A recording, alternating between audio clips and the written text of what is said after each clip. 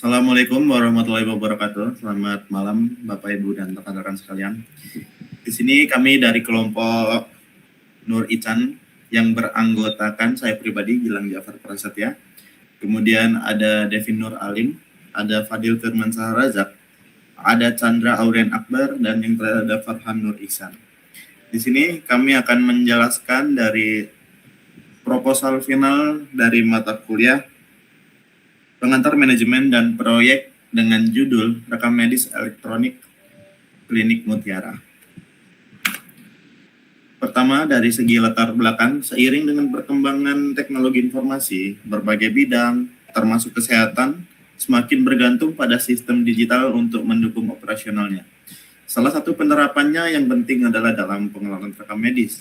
Rekam medis elektronik merupakan sistem yang memudahkan akses, penyimpanan, dan pengelolaan data medis pasien secara digital, sehingga dapat meningkatkan kualitas layanan kesehatan serta efisiensi operasional klinik. Klinik Mutiara sebagai salah satu klinik yang memberikan layanan fisioterapi menghadapi tantangan dalam mengelola rekam medis pasien. Pengelolaan rekam medis secara manual membutuhkan waktu yang cukup lama, rentan terhadap kehilangan atau kerusakan data, serta kurang efisien dalam akses informasi. Dengan jumlah pasien yang semakin meningkat, kebutuhan akan sistem rekam medis elektronik berbasis web maupun berbasis Android di Klinik Mutiara menjadi penting untuk diterapkan. Sistem ini diharapkan mampu memberikan akses yang cepat dan tepat kepada tenaga medis terhadap riwayat medis pasien, sehingga dapat membantu dalam pengambilan keputusan medis yang lebih baik. Adapun sasaran dan tujuannya. Sasaran dari proyek ini mengimplementasikan sistem rekam medis elektronik berbasis web yang efektif dan efisien untuk seluruh proses pengelolaan data pasien di Klinik Mutiara. Dan kemudian untuk tujuannya mentransformasi sistem pengolahan rekam medis di Klinik Mutiara dari manual menjadi digital berbasis web dan Android. Adapun di sini dari project charternya, di sini project description-nya aplikasi seluler untuk melihat profil klinik, registrasi kunjungan, dan menyimpan kelaporan pasien rekam medis. Project objektif memfasilitasi pasien agar lebih memudahkan pemeriksaan atau pendaftaran, pencatatan rekam medis pasien. Jadi sistem rekam medis ini bisa diakses melalui website maupun Android, kemudian menjamin keamanan data informasi pasien terlindungi dari akses yang tidak sah. Dan di sini ada project partisipasi, ada project manager, saya sendiri, Gilang Jafar, finance manager, Farhan Nur Ican, front end, ada Fadil Firmansyah, back end, ada Devin Nur Alim, dan quality analysis engineer, Chandra Auren. Dari available result-nya, budget awalnya di sini ada 1.500.000 untuk testing environment, functional testing, keamanan data, dan UAT. Kemudian ada milestone-nya, statusnya wawancara klien di tanggal 8 bulan 10. Kemudian ada build sistemnya di tanggal 15 bulan 10 dan deadline-nya di tanggal 15 bulan 1 2026. Potensial risk-nya, tim mungkin nggak memenuhi tanggal waktu pengerjaannya. Dan kedua, tim mungkin kehabisan anggaran karena perpanjangan waktu pengujian atau pengembangan yang lain. Kemudian di sini ada project scope exclusion-nya, penambahan fitur baru pada aplikasi, penambahan jadwal dokter. Dan selanjutnya akan dijelaskan oleh Mas Fadil Firmansyah untuk analisis SWOT dan WBS-nya. Baik, di sini ada analisis SWOT dari rekam medis Klinik Mutiara. Yang pertama di sini ada strength, yang itu ada meningkatkan efisiensi dan kecepatan akses data pasien, terus ada mengurangi risiko kehilangan data pasien tersimpan secara digital, dan ada memungkinkan penyimpanan data pasien dalam jangka panjang, dan terakhir ada memfasilitasi analisis data untuk memperbaiki layanan kesehatan. Terus ada weakness, yang dimana di sini ada membutuhkan pelatihan staf untuk mengoperasikan sistem baru. Terus ada memerlukan biaya awal yang tinggi untuk implementasi, dan ada ketergantungan pada teknologi, berisiko jika terjadi gangguan sistem, dan ada biaya pemeliharaan yang berkelanjutan. Sistem memerlukan pembaruan perangkat lunak dan pemeliharaan rutin yang menambah biaya operasional. Terus ada opportunity yang dimana ada potensi dengan keputusan pasien dengan pelayanan yang lebih cepat dan akurat. Terus ada dapat diintegrasikan dengan sistem lain seperti sistem jadwal atau manajemen formasi. Terus ada meningkatkan reportasi klinik melalui digitalisasi dan modernisasi layanan. Terus ada kolaborasi dengan fasilitas rujukan dan perawatan lanjut pasien. Terus ada threats yang dimana adanya resiko kebocoran data pasien dan masalah privasi. Terus ada regulasi dan kepatuhan hukum, adanya regulasi ketat terkait privasi data pasien yang harus dipenuhi dan diperbarui seiring waktu. Terus ada ketidakmampuan untuk bersaing dengan klinik yang memiliki sistem teknologi yang lebih maju. Terus ada biaya perawatan dan pembaruan sistem yang berkelanjutan. Lanjut di WBS. Di sini WBS yang pertama itu ada administrasi dan manajemen proyek. Nah, itu fokus pada pengolahan jalannya proyek dari sisi administrasi. Terus ada perancangan proyek, yang dimana itu buat identifikasi kebutuhan, penyusun jadwal, dan estimasi anggaran. Terus ada pengolahan proyek, yang dimana untuk monitoring, kontrol proyek, dan manajemen risiko, serta komunikasi tim. Terus ada penutup proyek, itu untuk serah terima hasil kerja, dan dokumentasi akhir. Terus yang kedua itu ada analisis dan perencanaan sistem, yang dimana itu ada tahap teknik awal untuk menentukan cara kerja sistem. Terus ada pengumpulan data seperti analisis dokumen medis dan wawancara pengguna. Terus ada analisis data yang dimana untuk analisis kebutuhan fungsional dan non fungsional. Terus ada desain sistem, yaitu untuk perencanaan alur kerja sistem dan desain database. Terus ada yang ketiga itu ada pengembangan sistem atau sisi teknis. Nah, yang dimana itu proses untuk pembuatan perangkap lunak. Terus ada desain UI UX untuk pembuatan antarmuka pengguna agar mudah digunakan. Terus ada pemrograman untuk coding, itu implementasi modul-modul rekan medis dan integrasi sistem.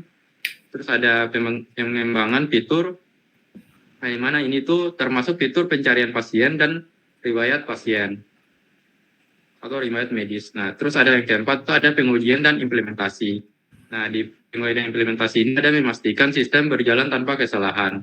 Terus ada uji coba sistem, yang dimana itu untuk internal testing oleh pengembang dan user acceptance test untuk pengguna medis. Terus ada perbaikan bug, yang dimana perbaikan kesalahan yang ditemukan saat pengujian.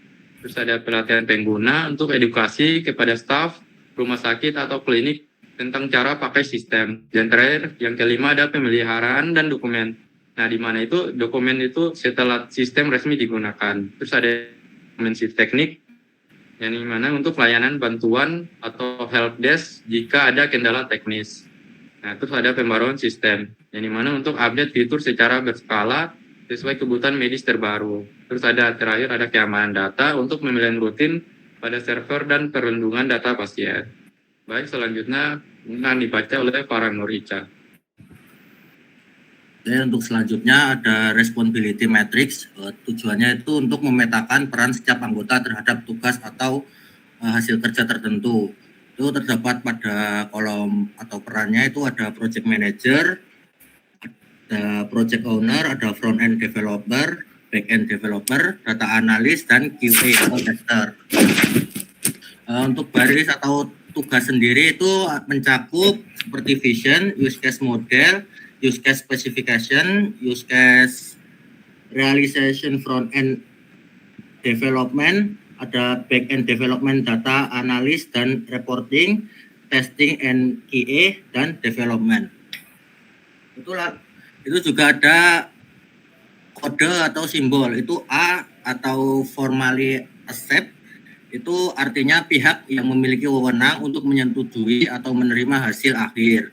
Lalu ada W atau Red responsible, itu pihak yang mengerjakan tugas tersebut secara teknis atau eksekutor utama.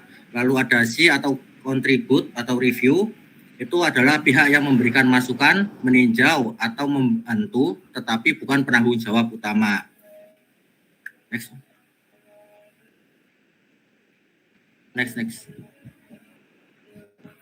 Oke, lalu ada selanjutnya ada Gantt chart. Itu tujuannya untuk memvisualisasikan jadwal pelaksanaan proyek dari bulan Oktober hingga Januari. Nah, untuk struktur pembagian tugas sendiri ada project manajernya yaitu Gilang Jafar Prasetya, yaitu fokus untuk pada perencanaan, pengelolaan jadwal dan koordinasi tim. Lalu ada data analis Farhan Nuriksan, yaitu fokus pada pengumpulan data, pembersihan, analisis, dan desain database. Lalu ada front end Fadil Firmansyah Razak, fokus pada desain UI UX, wireframe, dan pengembangan tampilan aplikasi. Lalu ada back end Devin Nur Alim, fokus pada arsitektur sistem, API, manajemen database, dan keamanan. Lalu ada Chandra Aurian sebagai QA, itu fokus pada rencana pengujian, eksekusi tes fungsional, non-fungsional, dan laporan bug.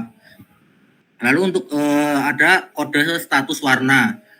Itu untuk warna biru berarti tugas komplit, yaitu tugas sudah selesai dikerjakan, terlihat banyak di bulan Oktober. Untuk kode kuning yaitu work in progress, yaitu tugas yang sedang dikerjakan saat ini, terlihat pada bulan November sampai Desember. Lalu yang terakhir itu ada merah, yaitu pending, tugas yang belum dimulai atau dijadwalkan untuk masa mendatang, terlihat banyak di bulan Desember atau Januari. Oke, mungkin selanjutnya akan dilanjutkan oleh teman saya. Oke, di sini ada sebuah tabel, yaitu tabel rencana pembiayaan. Tabel ini berfungsi untuk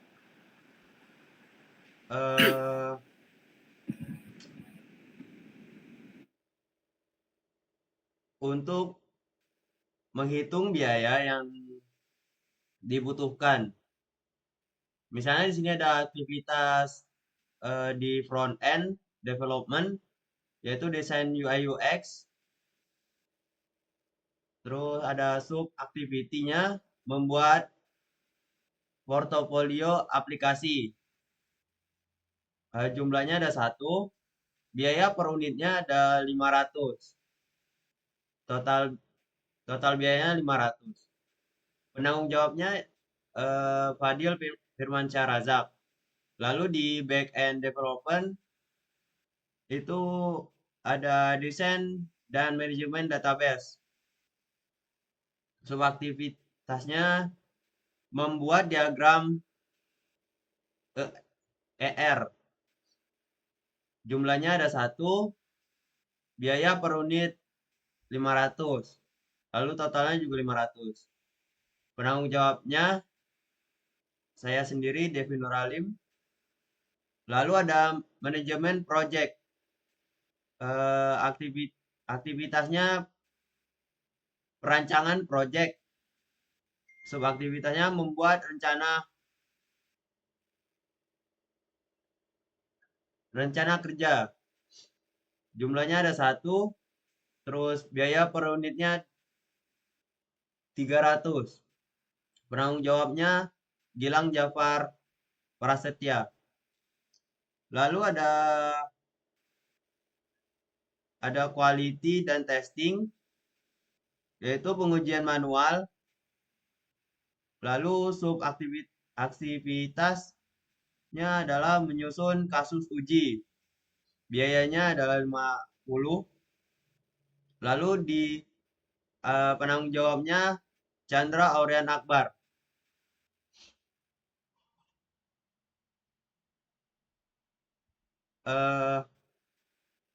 Pada slide berikutnya ada responsibility assessment matrix. Tabel ini adalah tabel untuk siapa yang bertanggung jawab pada kegiatan dan siapa juga yang dominan melakukan aksi nyata. Di sini ada identifikasi dan analisis stakeholder.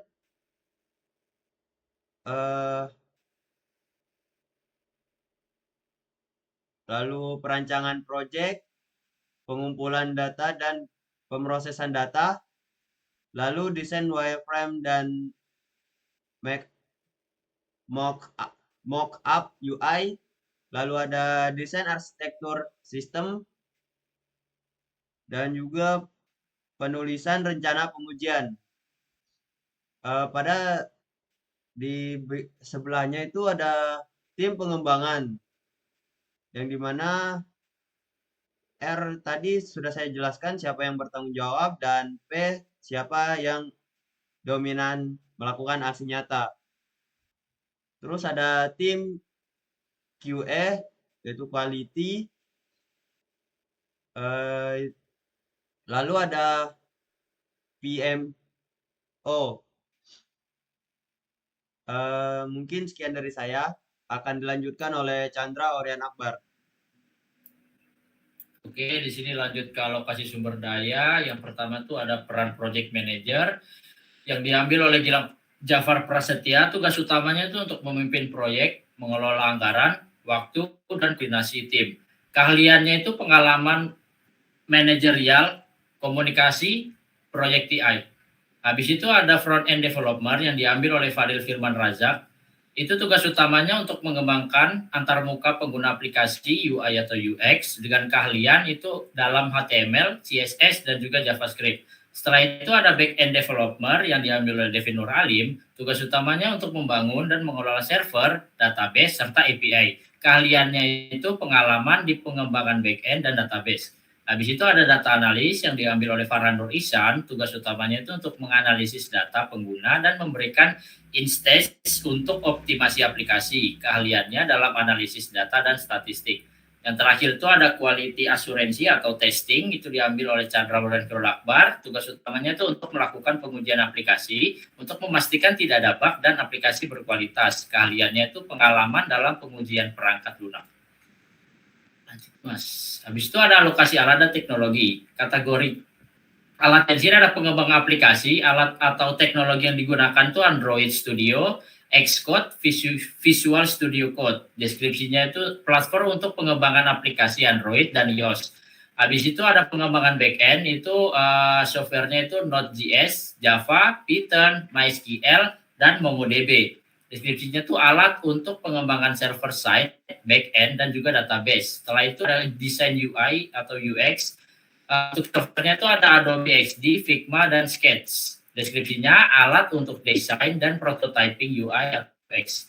Habis itu ada pengujian aplikasi. Untuk softwarenya itu Selenium, JUnit, dan juga Postman.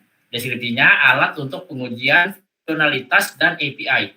Setelah itu ada manajemen project, untuk softwarenya itu ada Jira, Trello, Microsoft Teams. Deskripsinya alat untuk manajemen proyek dan koordinasi tim. Setelah itu ada sumber daya infrastruktur, alat dan teknologi yang digunakan Amazon Web Service atau AWS, Google Cloud, dan juga Heroku.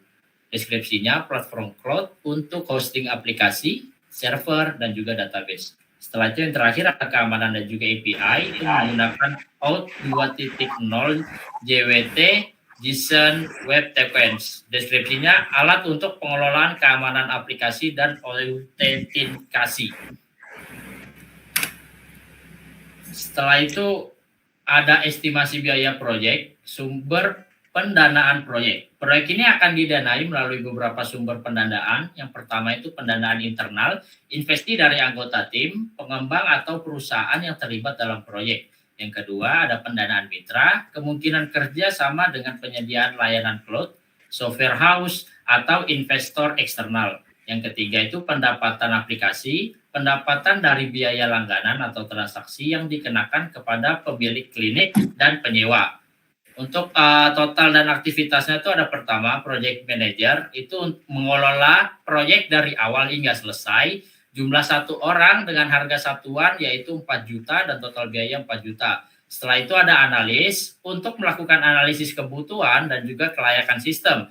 Jumlah 2 orang dengan harga satuan 3 juta, total biaya 6 juta. Yang ketiga ada front end developer untuk pengembangan antarmuka pengguna UI atau UX, jumlah 3 orang, harga persatuan yaitu 5 juta dan total harga yaitu 15 juta rupiah. Yang keempat itu ada backend developer untuk pengembangan server dan API, jumlah orang 2, dan harga satuannya itu 6 juta, total biaya 12 juta. Yang kelima itu data analis untuk analisis data pengguna dan instan. Untuk jumlahnya itu 2 orang, harga satuannya 3 juta, dan totalnya 6 juta. Yang keenam itu ada quality asuransi atau QA untuk pengujian kualitas aplikasi dengan jumlah 2 orang, harga satuan 3 juta, dan total biaya 6 juta. Yang terakhir ada desain UI atau UX, desain antarmuka dan pengalaman pengguna, jumlah 1 orang, harga satuan 3 juta, dan total biaya 3 juta rupiah. Demikian presentasi dari kami. Semoga bermanfaat. Wassalamualaikum warahmatullahi wabarakatuh.